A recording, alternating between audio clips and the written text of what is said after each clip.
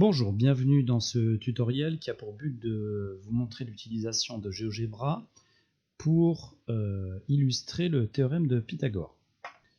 Dans un premier temps, il faut aller sur le site GeoGebra, geogebra.org. Vous pouvez vous connecter ou pas. En tout cas, si vous n'êtes pas connecté, vous pouvez de toute façon utiliser le logiciel en ligne. Vous allez en haut à droite et vous allez sélectionner GeoGebra classique. Une fois que vous avez la page GeoGebra classique qui s'ouvre, vous allez sélectionner également tableur. Vous avez donc maintenant votre écran qui est partagé en deux. Une partie ici qui vous permet de faire des tracés en géométrie et une autre partie à gauche qui vous permet d'utiliser le tableur. Je réaménage un petit peu ma fenêtre pour que ce soit plus facile d'utilisation. Je vous conseille d'enlever le repère orthonormé qui ne vous sert à rien. Bien.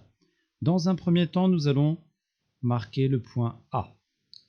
Ce point A, on va faire un clic droit pour afficher l'étiquette. Le point A, puis maintenant un point B. Nous affichons toujours l'étiquette ici pour visualiser les deux points. Je vais tracer maintenant une droite en utilisant l'outil droite qui passe par A. Cette droite passe par A et par B.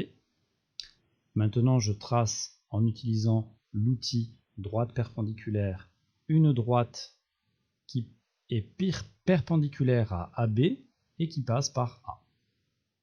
Je vais maintenant choisir un autre point qui se trouve obligatoirement sur cette droite perpendiculaire. Ce point va être automatiquement appelé par le logiciel C. J'ai donc maintenant mes points A, B et C qui définissent un triangle que je vais pouvoir tracer en utilisant l'outil polygone. Je choisis l'outil polygone, je trace mon triangle ABC.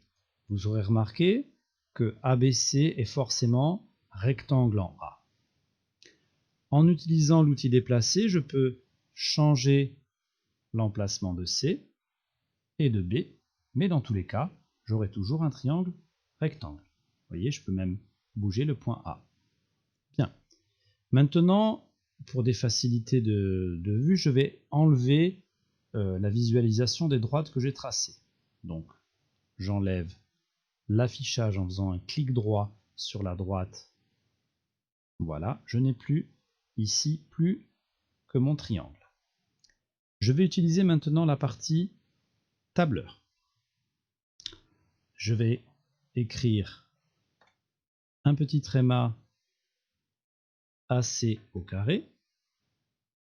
Même chose, tréma AB au carré. Vous comprendrez l'intérêt du tréma bientôt. Puis BC au carré. Avec mon tréma toujours. Je rentre maintenant en appuyant sur égal, AC au carré. J'ai directement les valeurs de AC, AB au carré, pardon, égal AB au carré, j'ai directement la valeur de AB au carré, égal BC au carré, entrée. Vous voyez maintenant que si je fais évoluer mon triangle, mes valeurs vont également évoluer. Bien. Maintenant, je vais utiliser toujours le tableur pour faire le calcul de AC au carré plus AB au carré.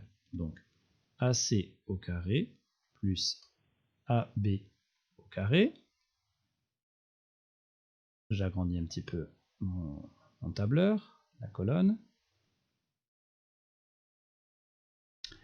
Je vais écrire la formule égale AC au carré plus AB au carré.